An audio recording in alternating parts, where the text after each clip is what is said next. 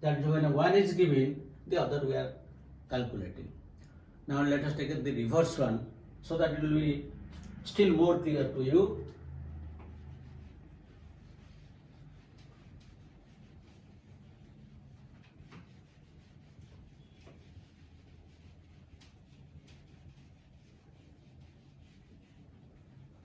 So let us take example number 2, the reverse one.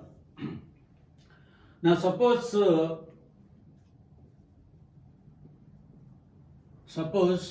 the homozygous dominants,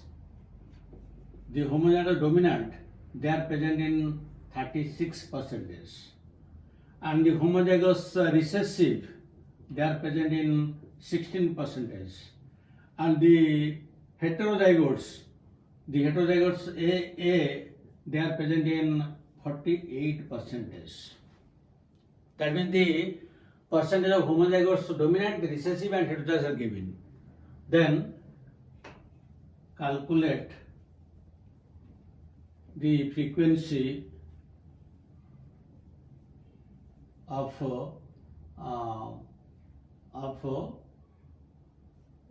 P allele. Calculate P or Q, anything. So what we have to do, you see. Now here what is seen, you see. Now AA is equal to 36%. That means A is 36%. Now the next is the AA, this is 16%. That means A is equal to 16%. Then the heterozygote AA, this is 48%. So where it is 48%, that means the capital A is 24% and the small a is 24%, because they both are combined together. So now A will be 36% plus here 24%. That will come to 60%. And small a is here 16% and here 24%. It will come to 40%. That means see, capital A is 60% and the small a is 40%. And for gene A, what is the allelic frequency? P. That means it will be, since it is 60%, it will be, the allelic frequency will be 6. And for gene small a, the allelic frequency is Q and it is 40%, so it will be 0.4%. So you see, this is P plus Q. That means P plus Q is equal to 1. And this also you see they are coming 40%. That means we have taken two types of examples. From the frequency we can calculate the percentage of homozygotes and heterozygotes, and from the percentage of homozygotes and heterozygotes we can calculate the allelic frequency. Within very short time we can do it in this method. So now the question is,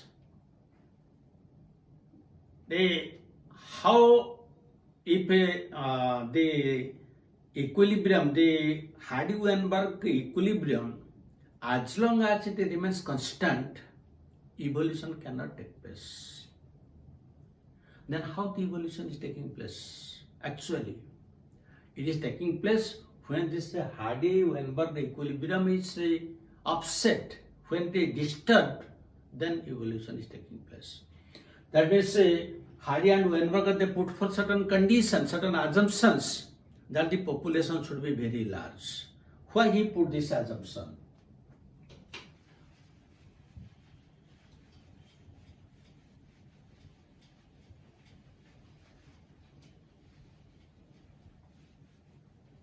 So in one of the, let us discuss what are the observations. So actually, Hardy and Weinberg put that the population should be large. Population should be large. Now why they put this point and what actually we are observing? Now you see, if we toss a coin 1000 times, so naturally the chance of head or tail coming up will be 500. Or there may be some deviation. Suppose head may come 490 times, it should come the 500 each. But suppose the head will come 490 and the tail will come 510. That means there is no much deviation because the population is large. But suppose we will toss it only 10 times. So when we toss it 10 times, 5 times should be head and 5 times should be tail. But suppose the head will be 7 times and tail will be 3 times. Then it shows a lot of deviation.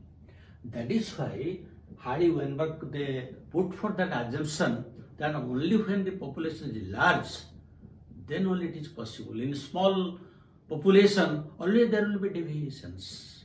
So that is one point. Then the second point, he put forth another point that there should be random mating.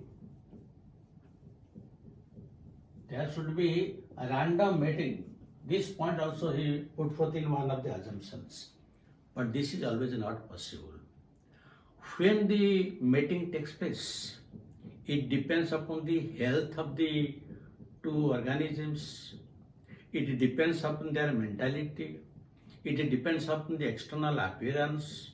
And again, it depends upon the proximity of the two opposite sexes. Then only this mating is possible. That means mating is always non-random. Random mating, it is always non-random. Random mating never occurs. But he put one condition that it should always, mating should be random. So this condition is not satisfied. Actually, it is non-random. Now come to the third point. The third point he put forth that there should not be any mutation, no mutation. But always in the nature mutation is taking place. It may be beneficial, may be harmful. It may be large or it may be small, or it may be dominant or it may be recessive. So when all these mutations are taking place in nature, always naturally they will be subjected to variations and there will be change in the frequency. So that is why the Hardy-Weinberg law is disturbed. Again, he put forth one fourth point that the offsprings, all the offspring should survive, and the reproductive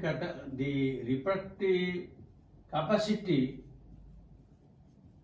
should be equal. Now there is a question mark. How is it possible that all the offspring will survive? Then how is it possible that the reproductive capacity of all individuals will be same?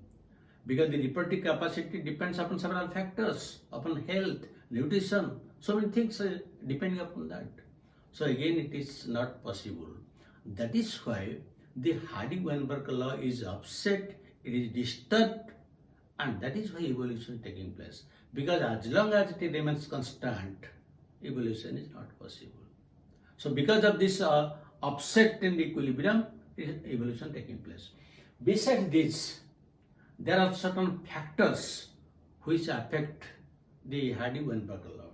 So what are the factors? Factors affecting Hardy-Weinberg law. So what are the factors? Now the first important factor is the mutation. If a mutation will take place, so naturally there will be variations. So Hardy-Weinberg law naturally it will be upset. So this is one of the important factors. So the second is gene recombination. And as already we have discussed all these things, mutation, gene recombination. So in gene recombination takes place due to dual parentage, due to independent assortment of genes, due to crossing over. So all this and more than two alleles, So when there is gene recombination, more alleles are formed. So in that case also this Hardy-Weinberg law is disturbed. The third one is gene migration or gene flow. Now this point also we have discussed in earlier videos. That means when a population will migrate from one place to another place and they will settle there, they will breed there. So naturally the allelic frequency of the new place where they will breed and that of the old place, in both cases the allelic frequency will vary. Then the fourth and one of the very important point is genetic drift. Genetic drift always takes place due to chance elimination, suddenly, spontaneously, due to certain catastrophes, due to certain disasters. And this is again of two types. It may be the founder effect, when certain people are forcibly migrating to another place, or it may be due to calamities. Calamities like earthquake, fire, flood, volcanic eruptions, or due to genocide, pollution, all these things, the calamities, there will be disturbance. A founder effect, this is a bottleneck effect.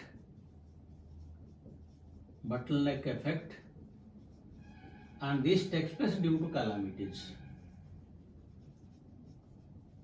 So in both the cases, whether it is founder effect or bottleneck effect due to calamities, again the allelic frequency disturbs.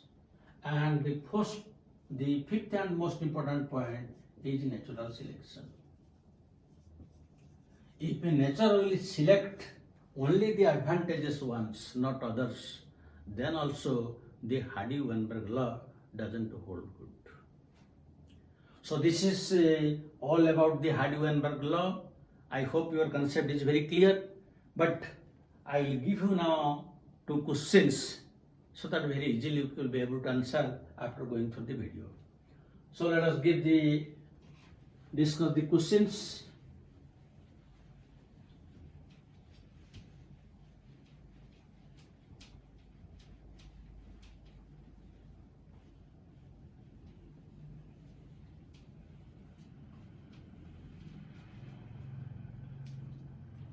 So I will write the MCQ. Now the first one, a gene locus has two alleles, capital A and small a. If the frequency of dominant allele,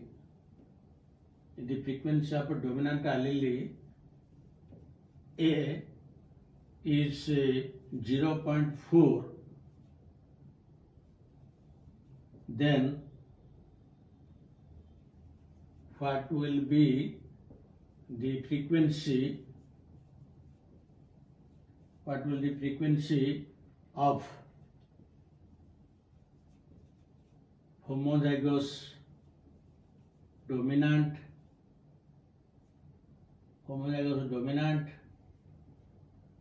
homozygous recessive,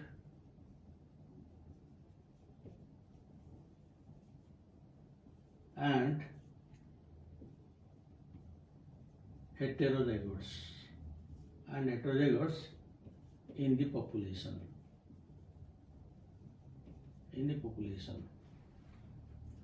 So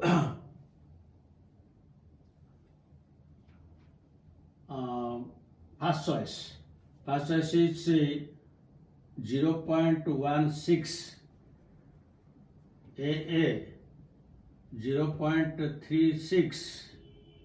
This is capital A, small a. Then 0.48 small a. This is one choice. The second one, 0.36 capital A, then 0.48 capital A, small a, and 0.16 small a, small a. The third choice 0.16 dominant heterozygote, then dominant homozygous, then 0.24. This is again heterozygote, and 0.36 the recessive homozygote. And the fourth choice is 0.16 dominant homozygote, then 0.48 heterozygote, and 0.36 the recessive homozygote. So you can do it only in 15 seconds because already we have calculated, because here the frequency is given. So you can easily calculate this very easily. You can calculate. It will take only 10-15 seconds. Now, this question was asked in NEET 2019.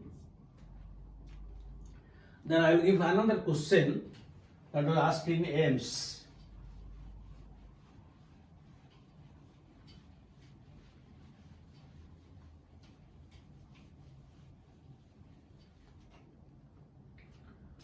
So the second question is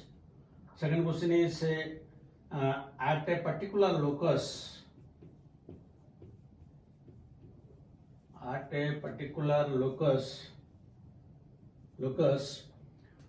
frequency of A allele is 0.6 and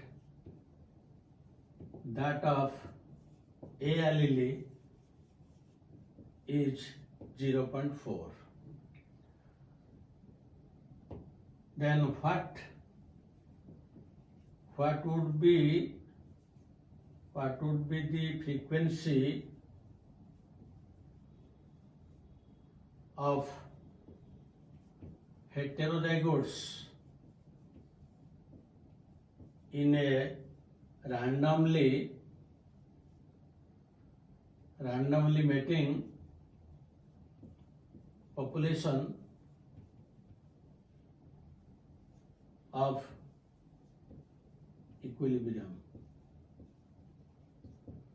So here the A choice is 0.16, B choice is 0.36, C choice is 0.48, and D choice is 0.24.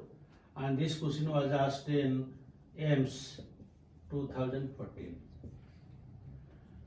So this type of questions already we have discussed during our examples in the video, and each one you can do only in 15 seconds, and these are the type of questions asked in AIMS and NEET. So thank you very much for watching the video. I hope you now have a very clear understanding about Hardy-Weinberg law. So thank you very much. God bless you. Have a bright, prosper career.